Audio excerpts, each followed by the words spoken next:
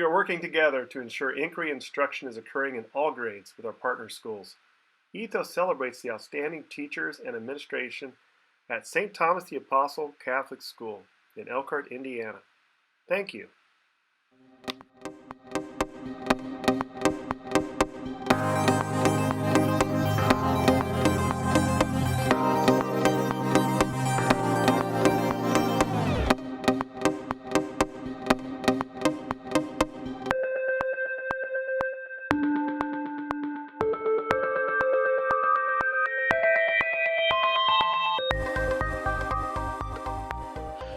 All right, hello everyone, and welcome back to the next episode. Douglas here, and John was not able to be with us today, but I do have a special guest with me today. We have Mrs. Holly O'Connell. Welcome to the show, Holly. Hi guys, I'm happy to be here. So tell us a little bit about yourself before we jump into our questions. Well, I am a teacher at in the elementary school at Pinewood for Elkhart Community Schools. This is my 9th year teaching 2nd grade, and I taught kindergarten for about 3 or 4 years. So. All right, well, thank you. I appreciate you taking time out of your very busy schedule to talk a little bit about science with us. Oh, you're welcome. All right, so for today's episode, we have 2 questions. I'm going to go ahead and read the question, and then we can just kind of talk a little bit about it. Okay, sounds good. All right. So for our first question today, it says, for kindergarten, can the procedures be written together, which means teacher-led, or can drawings and pictures be used when having our students practice procedures, writing procedures? I think drawing pictures should be used no matter what grade. Okay. So all the way from kindergarten to adults. I think especially having the kids help you write them out, that makes it more meaningful for them. And I know on a previous episode that you guys will show that you guys talked about different learning styles. I'm a very visual learner. I don't know about you, but yeah, I am. just the other day somebody was like, County Road 45. And I'm like, no, I don't know County Road 45. I need, what is it near? I need that. Those landmarks. Yeah, I've lived in Elkhart my whole life and I still don't know roads. I have to have those visuals.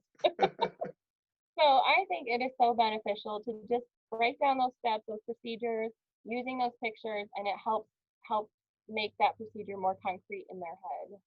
Yes, and one thing I really like about pictures is really, for me, it made my students really think about how they're explaining the steps, because having sentences that somebody else could easily try to figure out what they're supposed to do. But if you're only going by pictures, if your picture is not detailed, I know for me, I would be totally lost in how to build it. Yeah. I can just think of directions like when I'm trying to build a table or some other item, and it's just pictures as to the directions. That can be very frustrating if it's not as detailed. Yeah, and we also use those pictures in math as well. We've been doing our math labs, and I have the kids walk through step by step how they're going to do the lab, and we draw it together. And you don't have to be a good artist for it, just a small sketch, a couple labels to let you know, oh, don't miss that step, don't forget to do that. So it can be helpful in all areas. All right, well, thank you for that classroom connection, Holly. And then for our second question today, it says, what are the ways we can bring inquiry into the lower elementary classrooms? I think a lot of teachers, if they're not familiar with inquiry, sometimes that's kind of a scary thing for them to think of. Like, wow, that's too much for me to take on, especially this year with all of the COVID and the e-learning. But it's really, I think you guys had mentioned this before in one of your episodes, that it really is everything you do. I mean, when you break it down, you want your kids, no matter what the topic is, the subject is, you want them to start asking that inquiry type thinking and questioning for anything, and get them interested, have them come up with those questions on their own to make it, to internalize it, make it more meaningful for them, and get their interest up. If you get excited about doing the inquiry process, they're going to get excited about it as well. That's right. I agree.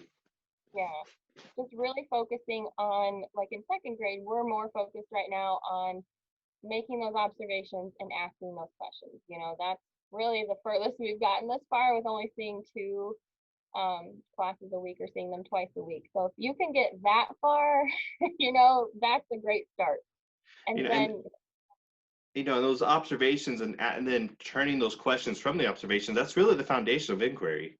That's what, so what I'm hearing you say is, if like in the lower levels, if you really focus on having students learn how to create observation and then create questions from those, then the teachers are doing a really good job of getting that inquiry into the classroom. yeah, and it's just a natural thing that kids do anyways, but actually putting it down and walking through the steps is, the first step.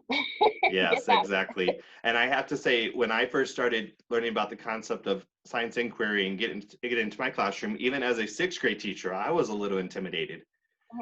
But looking at those steps and really breaking it down and understanding that you don't have to do it all right away, I think that really helped me feel better as a classroom teacher to really start putting it within my lessons. Yes, it's not scary, just try it. That's right. Great advice. All right. Well, thank you for your time, Holly, and thank you all for joining us today, and we'll see you next time.